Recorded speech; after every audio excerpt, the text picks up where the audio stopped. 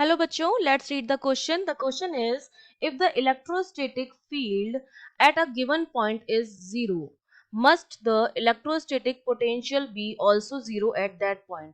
अगर किसी पॉइंट पर इलेक्ट्रोस्टैटिक फील्ड E की वैल्यू जीरो है, तो क्या उस पॉइंट पर electrostatic potential that is V also zero, क्या वो भी जीरो होगा, ये हमें बताना है।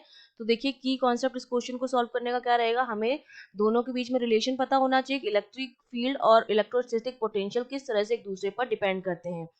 अगर मैं सपोज मान लूं कि मेरे पास कोई दो इक्वल चार्ज हैं Q और Q, इन दोनों को ये हम लाइन ज्वाइन कर रहे हैं। अगर मैं इनका कोई मिड पॉइंट ले लूं, ठीक है, कंसीडर अ मिड पॉइंट, यहाँ पर जो उन दोनों को क्या कर रही है, ज्वाइन कर रही है, तो फील्ड जो होगा यहाँ पर इस पॉइंट पर जो इलेक्ट्रिक फील्ड आएगा वो तो क्या आएगा, जीरो आएगा। लेकिन अगर इस पॉइंट पर मैं पोटेंशियल की बात करूं, V की बात करूं, तो वो मेरा क्या आएगा, पॉजिटिव आएगा और फाइनाइट आएगा, जिसको हम कैलकुलेट कर सकते हैं। इसका मतलब ऐसा जरूरी नहीं है कि जहां इलेक्ट्रिक फील्ड जीरो हो वहां पोटेंशियल भी जीरो होगा। इलेक्ट्रिक फील्ड हम कैसे निकालते हैं, E equals to k q q upon r square, और मेरा जो V होता है वो क्या होता है, के क्यू अपॉन आर।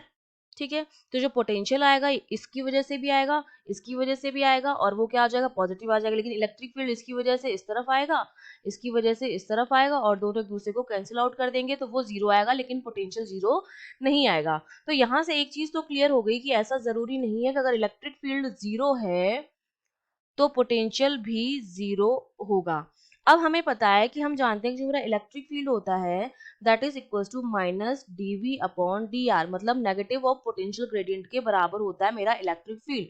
अगर मैं इसकी जगह जीरो रख दूं तो मेरा जो v आएगा वो किसी कांस्टेंट के बराबर आएगा। इलेक्ट्रिक फील्ड को मैं जीरो रख दूं तो मेरे पास यहाँ पर जो v की वैल्यू आएगी वो कुछ कांस्टेंट आएगी। ठीक है, कोई भी नॉन जीरो कांस्टेंट हो सकता है ये, क्योंकि हमें पता है यहाँ पर क्या है, ये डिफरेंशियल है। तो अगर यहाँ पर जीरो है तो जीरो का डिफरेंशियल कुछ ना कुछ कांस्टेंट आता है, तो यहाँ पर v की वैल्यू कुछ ना कुछ नॉन जीरो कांस्टेंट आएगी, जीरो नहीं आएगी। ठीक है, तो ये हमारा आंसर हो गया।